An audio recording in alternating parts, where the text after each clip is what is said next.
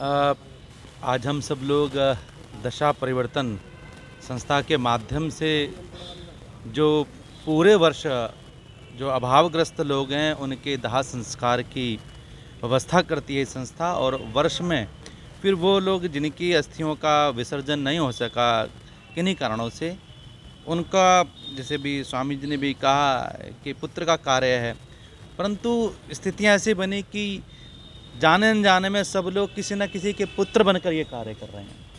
तो ये भगवान ने ये सेवा दी। गोस्वामी जी कहते हैं परहित सरिस धर्म नहीं भाई।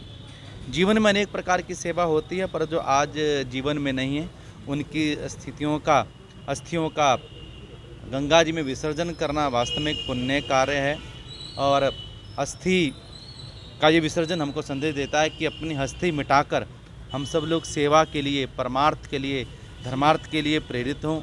यह संस्कार सबके हृदय में, सबके जीवन में आए। हमारी परंपराओं का पुनः इस संस्था के सभी पदाधिकारियों को, वो जो लोग जो प्रत्यक्ष अप्रत्यक्ष रूप किसी प्रकार से भी सेवा कार्य में लगे हैं, वास्तव में साधुवाद के योग्य हैं। परमात्मा सबका सबल बनाए रखे, ऐसी ही मेरी परमात्मा से प्रार्थना है। मैं एक निवेदन करूँगा कि जैसा कि हमारे यहाँ पर 16 संस्कार हैं, उसमें जो 16वां संस्कार है वो अंतिम संस्कार है।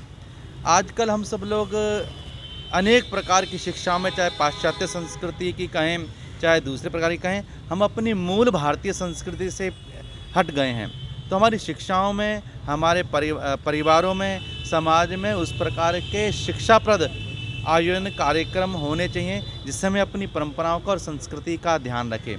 क्योंकि जीवन बदलने के लिए अगर बालपन में हमने समझा होगा तो जीवन के आगे भी जो भविष्य वो सुधरेगा। समाज को इस समय ऐसी चीज़ों की, ऐसी शिक्षाओं की प्रबल आवश्यकता है, क्योंकि समस्याएं अनेक हैं, परंतु अगर हृदय में समाधान होगा तो निश्चित रूप से वो समस्याओं का निराकरण भी होगा और वो दूर भी होगी। तो ये दशा परिवर्तन का कार्य इस समाज के लिए बड़ा आवश्यक है।